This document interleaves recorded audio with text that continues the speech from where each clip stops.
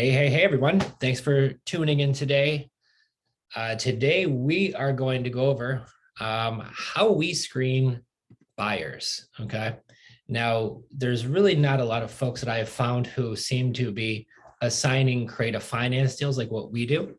And we do it at a fair amount. So with that being the case, we have found over time, what are the best practices, the techniques to working with buyers, right? Because so many times that you've worked with folks, and I know we have with our team, some of the frustrations that we've came in is where we think we're working with a true end buyer and we're not. And that's where it gets to be really disappointing when I've got a really challenging story that we had happen to us recently that brings a lot of light onto the subject. So this is why I thought, how important is this to have this masterclass, right?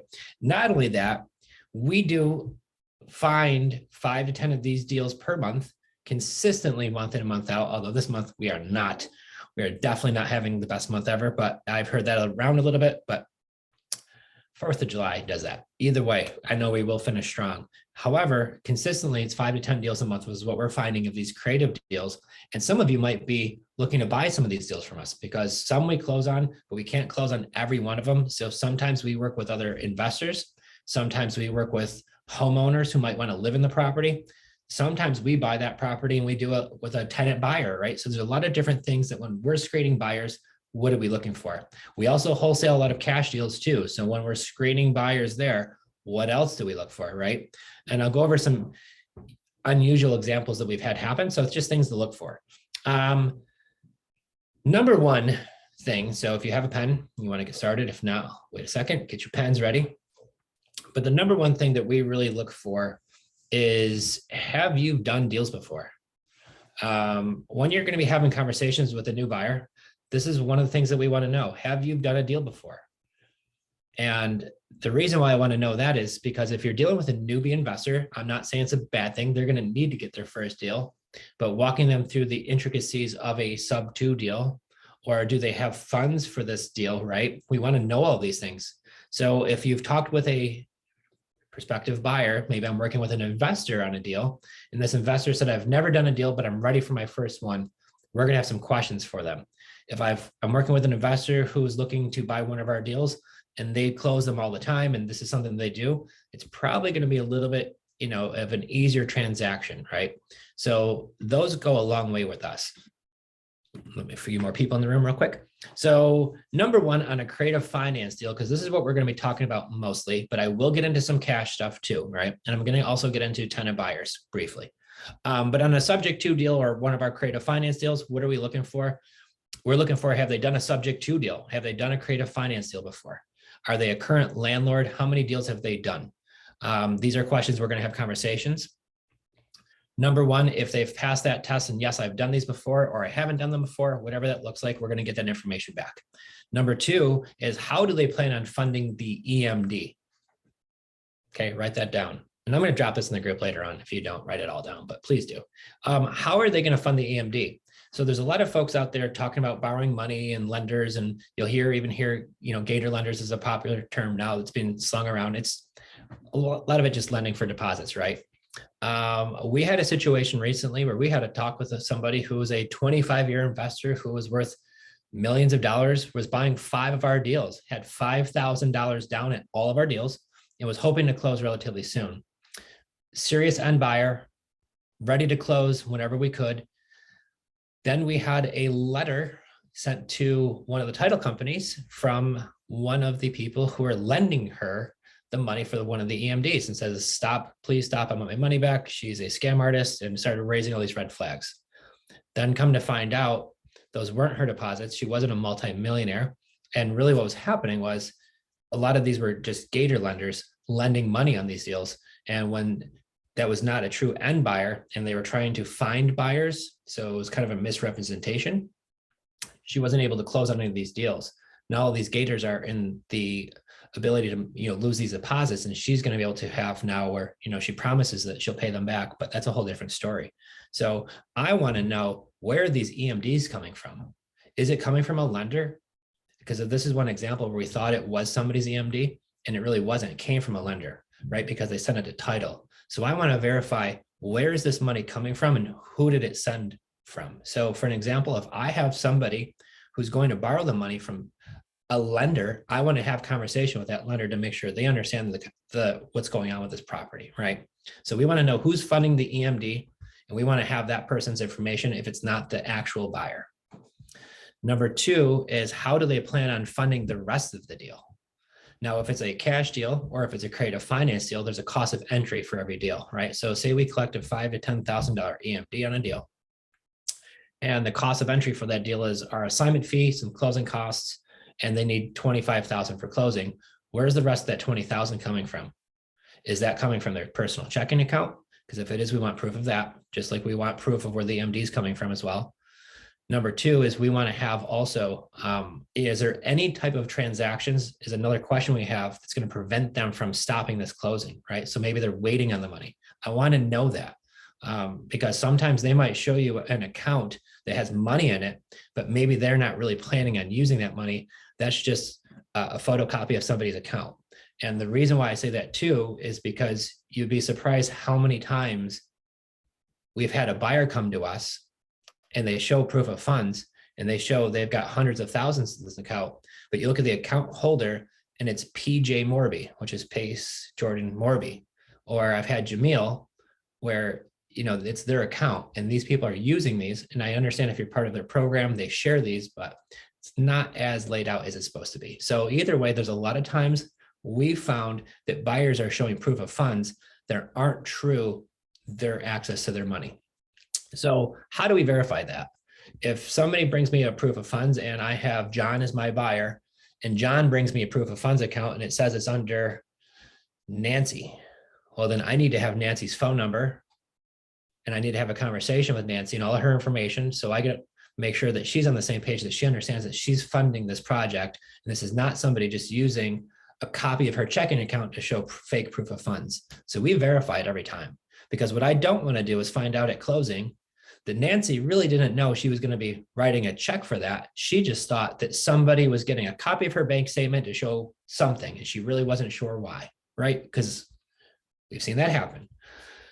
So we want to have confirmation with our folks who are going to be funding the deal if it's not the buyer. Proof of funds is something that you always want to verify, and this is what we're getting into, is how are we verifying it? That's exactly what we do. We want to get HUD statements. Have they closed on a deal? Anybody could say, yes, they have.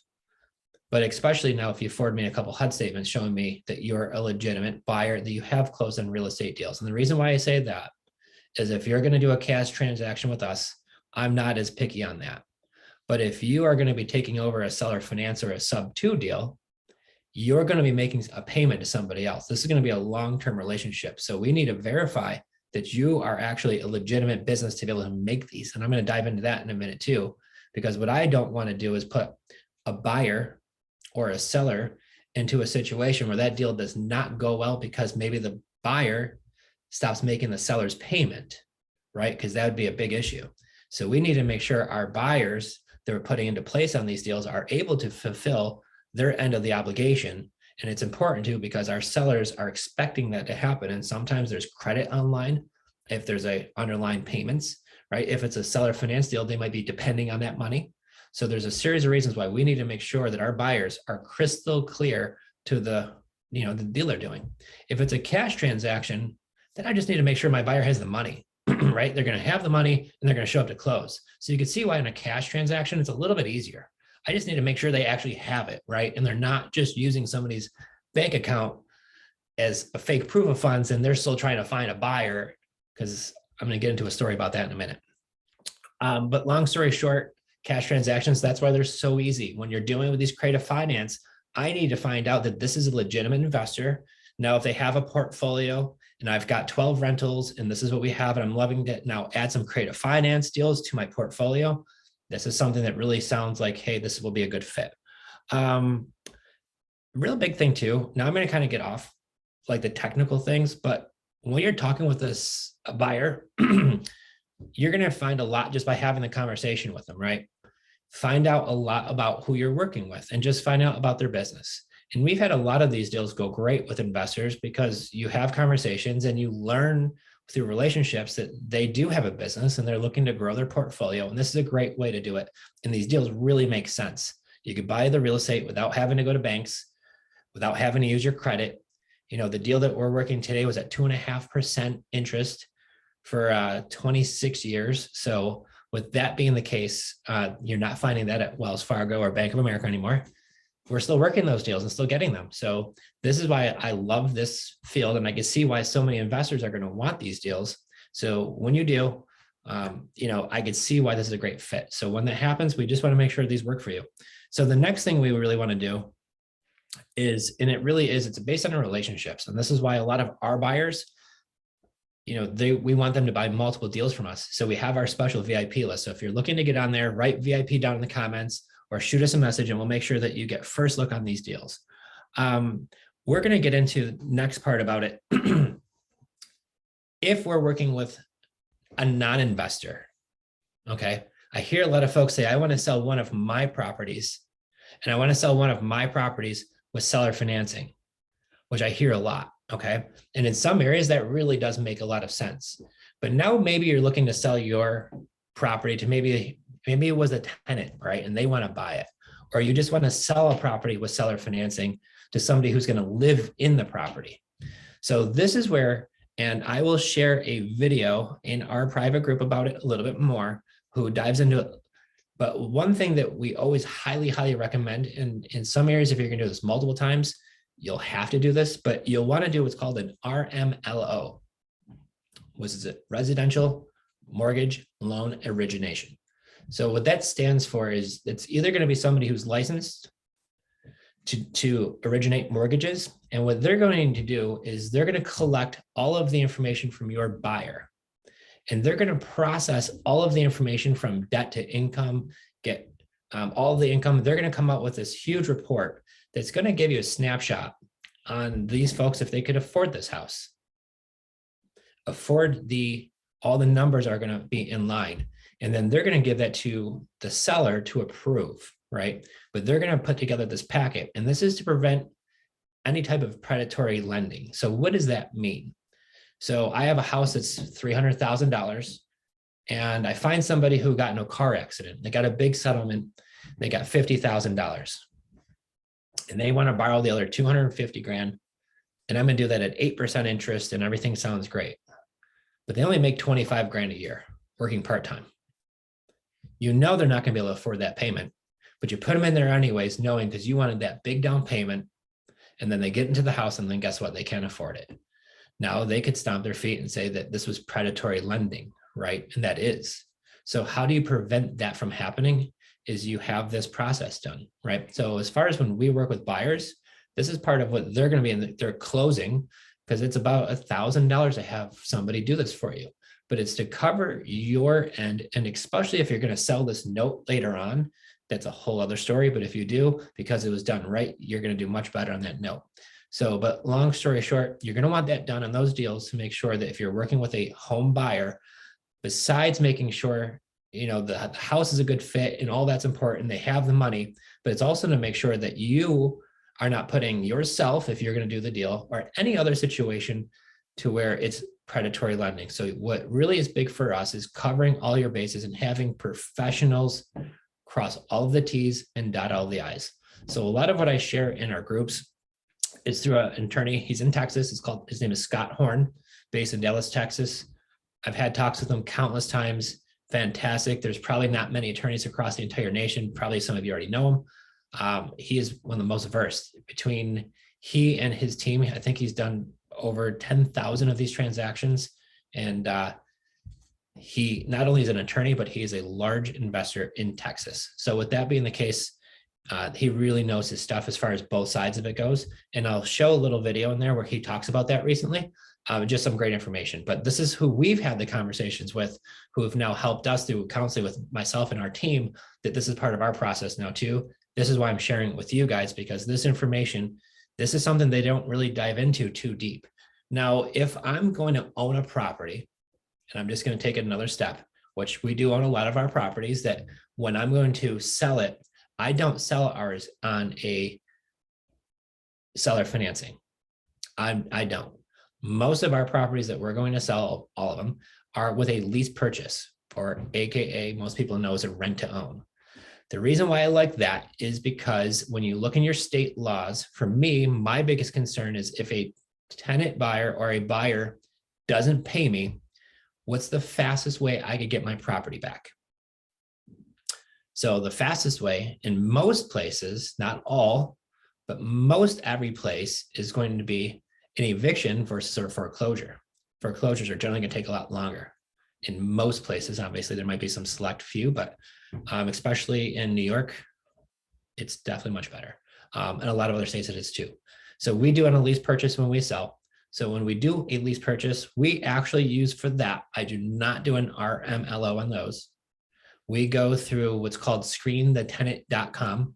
So you might want to write that down. Screenthetenant.com. We did an interview. It's on our YouTube channel with the owner. His name's Paul Ritter. Guy's fantastic. And they do all of the same things.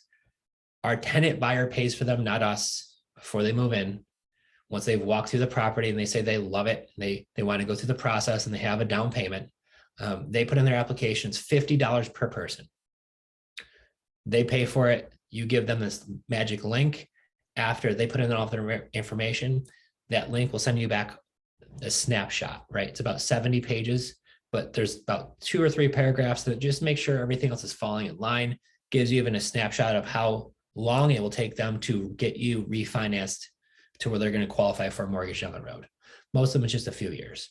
So with that being the case on those, we'll put in a tenant buyer. We own the property. They're just renting it.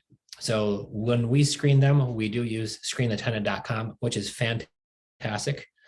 They're great. So questions that we get a lot is, and we see this a lot from our people that are brand new, like, how do I get into my first subject to deal if I haven't done one of these deals before, right? And this is where we want to at least see, what is your income like?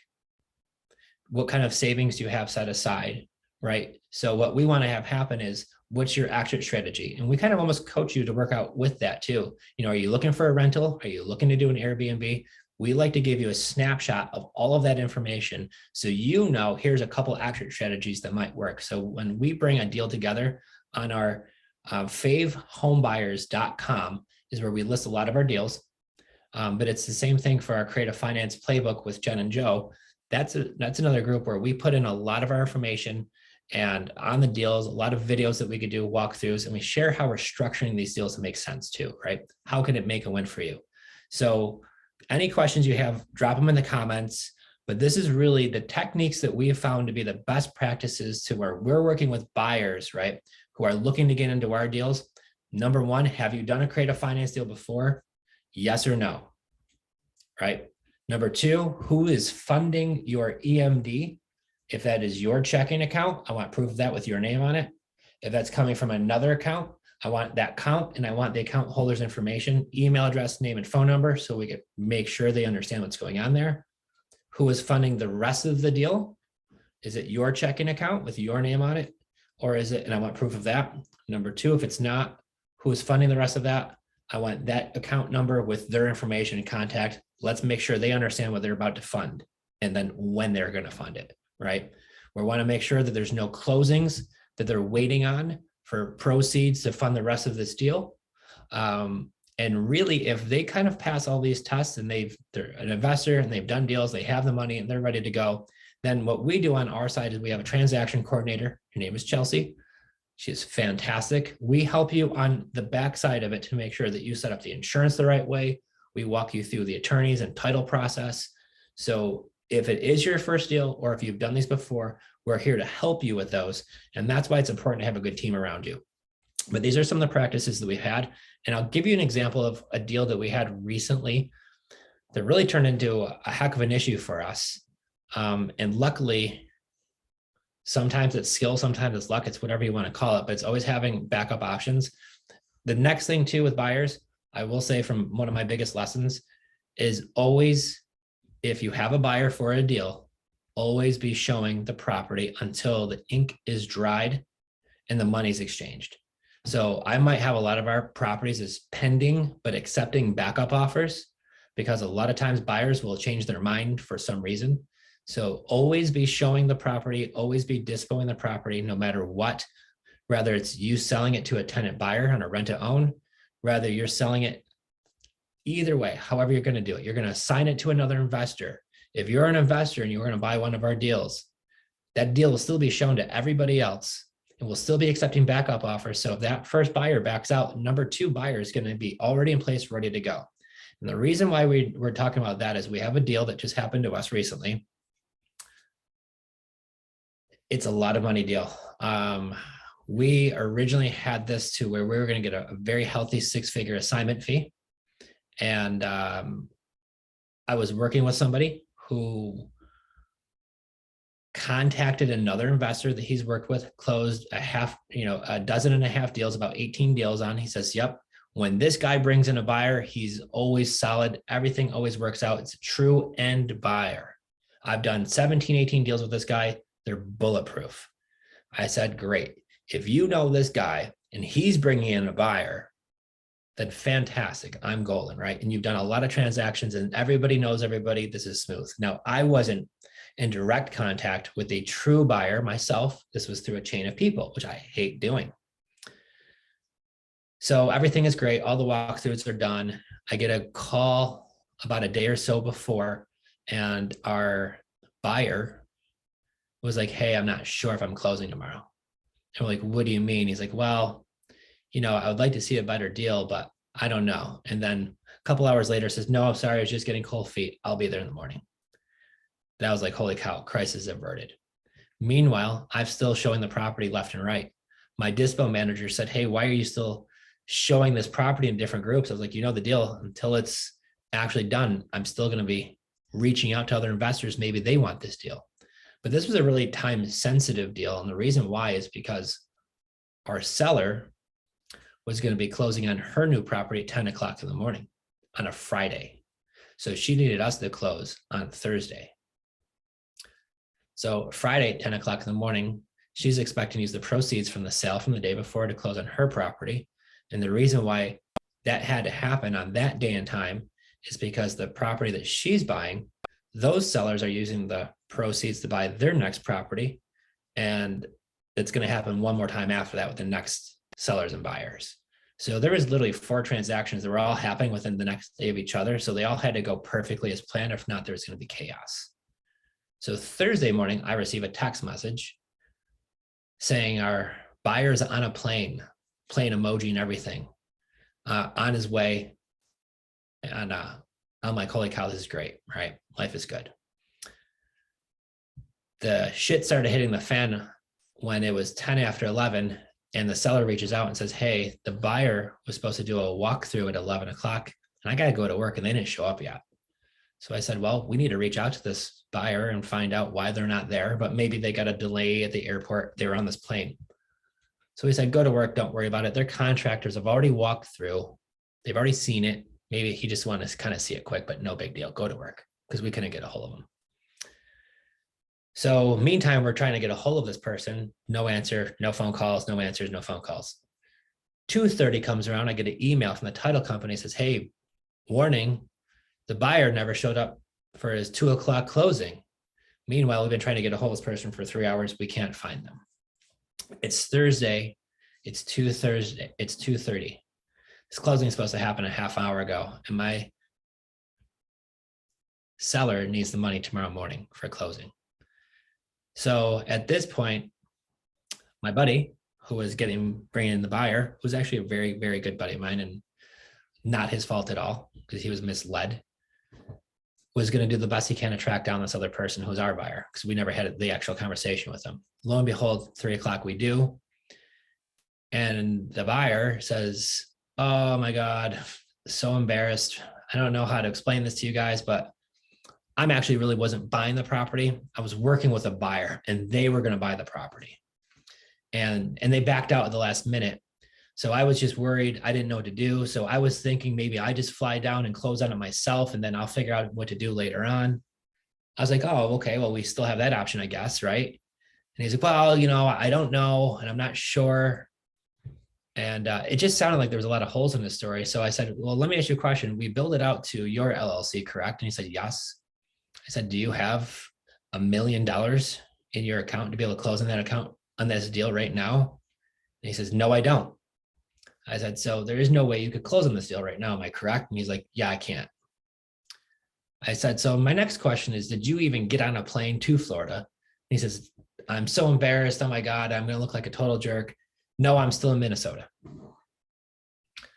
Still in Minnesota. I'm like, what the actual F am I even doing right now? So this is a true story. It just happened to us like a week ago, 2 weeks ago. So now I go to complete hustle mode. And what do? I call up every investor I know in North America. Said, hey, I've got this great deal. Amazing. You're going to make a ton of money on it. Bad news is you need to be able to close on it by first thing tomorrow morning, and you need to have $1 million cash ready to go. And as if you can imagine, you got that call, like most people would say, is like, okay, that sounds great, but not going to happen. I worked for the next 6.5 hours straight till 9:30 at night, calling everybody I know, and actually got it done. And found somebody who took the deal. We did take a little bit of a haircut, still made a very nice assignment. Still, what I always say is grateful over greedy. And I always try to put people first in our business. And my biggest concern was not me trying to chase a dollar as much as it was making sure that all the rest of the transactions went smoothly. So I am not angry at the assignment fee. However, I'm not particularly thrilled with Mr. Fake End Buyer, right? Because they really put us in a really, truly bad spot. So what did we learn from this is, yeah, his biggest worry was he was going to lose his $25,000 deposit. So what did he do is he actually went and clouded the title. And when he said he was on the plane, he wasn't on the plane. He was buying time to cloud the titles, what he was doing, come to find out. So now I had to have like 4 people sign releases in order to release his deposit for him to sign that off so we could still go to closing. So even when you think you're doing the right thing and helping people out, you'll still have shady people involved in real estate. So from our first woman who said that she was a millionaire and buying all these properties and she was leaving all these $5,000 deposits out of her own account, then come to find out they were all these gator lenders who, once she didn't find a true end buyer, she was forfeiting on the deal because she didn't close, and then all these people were going to lose their deposits. So luckily for us, we released all those deposits back to those people and did the right thing, because these were just some poor folks who got caught up with the wrong person, right? So we make sure that we do the right thing on our end, but these poor people could have got really hurt. So when somebody says to us, I've been an investor for 25 years and I'm worth millions of dollars, well, then prove it. Show me some damn HUD statements, right? Show me you've got some rentals. Like, let me see what you have to make sure that you are legitimate, because if I'm going to have you in one of our sub 2 deals, I'm going to make sure you're going to pay that person's payment, right? So you don't ruin their credit in 6 months. Or if you're a cash buyer and you're a true end buyer and we have this kind of stuff going on, you could see why it is so important to make sure that when you're talking to a buyer who's buying one of your deals, whether is it a cash deal or what's one of these creative finance deals. And guys, this is just the tip of the iceberg. I mean, we could get into this all day long, but I really try to stick to 45 minutes and I've got like 10 minutes left. So with that being the case, you really want to screen your buyers and make sure that you're having legitimate buyers buying deals and not just other investors. I'm not knocking investors. I was a new person once too. But so what's the difference, right? So I'm an investor and I wholesale deals, but the difference is I have the ability to pay cash and close on these deals. So if I choose to wholesale a deal, maybe it's just a deal that I'm decided not to keep in house for some reason or another. And that happens for various reasons, especially with the way things turn. Maybe it's in an area that I just haven't expanded to yet, but it's still a great deal from somebody else.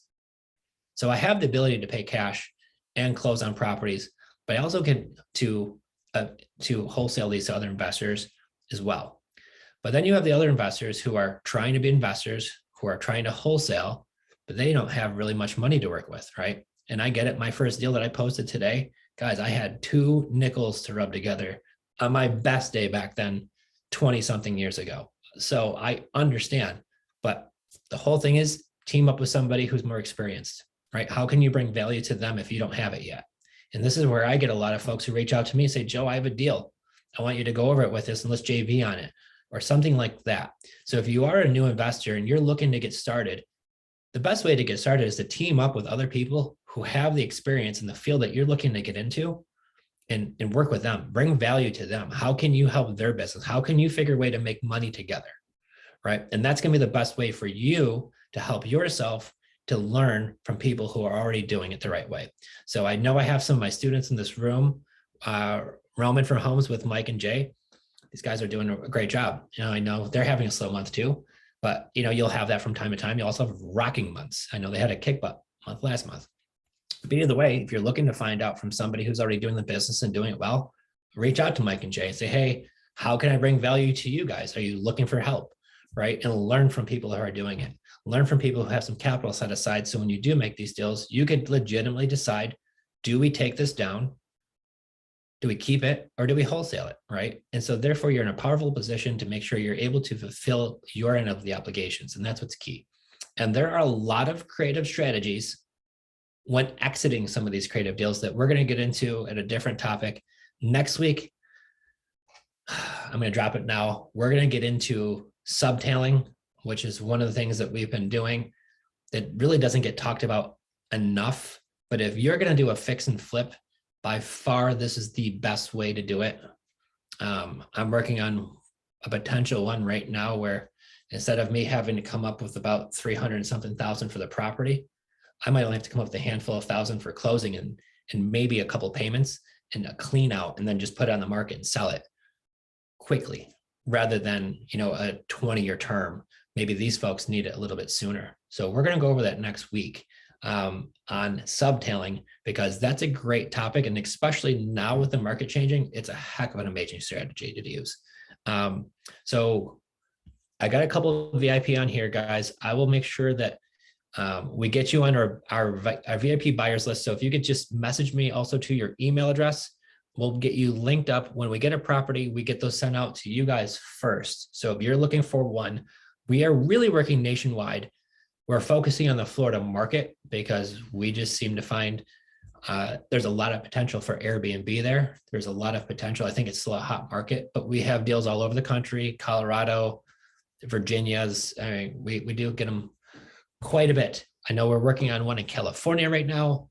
Pensacola, I think, is another area that we're working on a deal currently, not concrete yet, but I think these are kind of almost coming soon, possibly. So, and I know we've got some stuff in the works. So if you are interested, let's get into touch and contact. And I know, did anybody have questions on, is anybody working any deals that you had questions about? I know I was going to chat about that real quick too. If you want, you can unmute your mic. If we got them all. All right, gang. Anybody got any questions about this that we went over? Here we go.